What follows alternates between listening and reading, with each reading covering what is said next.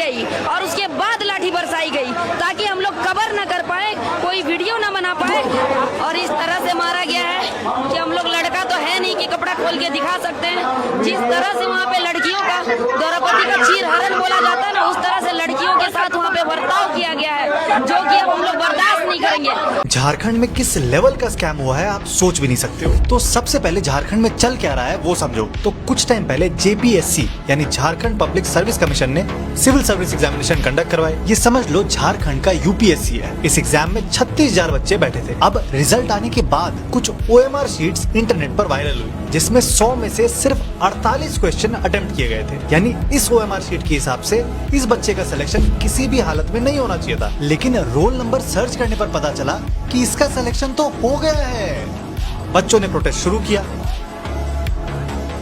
तो हेमंत सोरेन सरकार ने जांच सीआईडी को दी। सीआईडी ने जांच शुरू की तो पता चला ये एग्जाम कंडक्ट कराने का कॉन्ट्रैक्ट दिया गया था टीडीपीएल नाम की कंपनी को, और ये कंपनी ऑलरेडी ब्लैक लिस्टेड थी। सीआईडी ने एक और बहुत इंटरेस्टिंग आदमी को पकड़ा, नाम अभय तिवारी। ये आदमी पहले इस टीडीपीएल में मार्केटिंग मैनेजर था, यानी जो कंपनी जेपीएससी का एग्जाम कंडक्ट करवा रही थी उसी में काम करता था। और उसमें काम करते हुए ही वो जेपीएससी वाले एग्जाम में बैठ गया और उसका एग्जाम क्लियर हो गया। और सिर्फ इतना नहीं, झारखंड में ही गेस करो कितने सरकारी नौकरी के एग्जाम इस आदमी ने क्लियर किए थे। 1, 2, इस अकेले आदमी ने 10 से ज्यादा सरकारी एग्जाम्स क्लियर किए थे। सोच के देखो। और ये आदमी बच्चों से सिलेक्शन के बदले पैसे लेने का बहुत बड़ा धंधा चला रहा था। लेकिन ये सब कुछ बिना हेमंत सोरेन सरकार की सहमति के और उसके मंत्रियों की जानकारी के हो रहा हो, ये कतई पॉसिबल नहीं है। जेपीएससी से पहले एक और एग्जाम जेएसएससी में भी बड़े स्केल में गड़बड़ियां हुई थी। अब इन्वेस्टिगेशन के बीच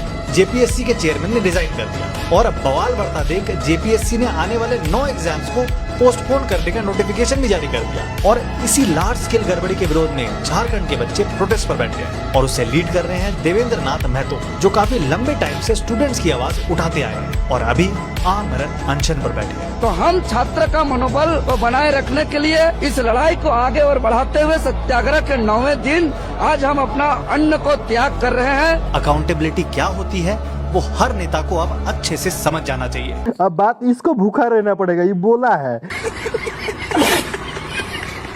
पीसफुल जब तक प्रोटेस्ट हो रहा है तब उस प्रोटेस्ट को हिंसा से अटैक करना उसके खिलाफ है। क्या बात, ये बात है। छात्रों पर लाठीचार्ज के बाद बीजेपी का बड़ा ऐलान, 11 अगस्त को संपूर्ण झारखंड बंद सुबह 8 बजे से रात 11 बजे तक रहेगा।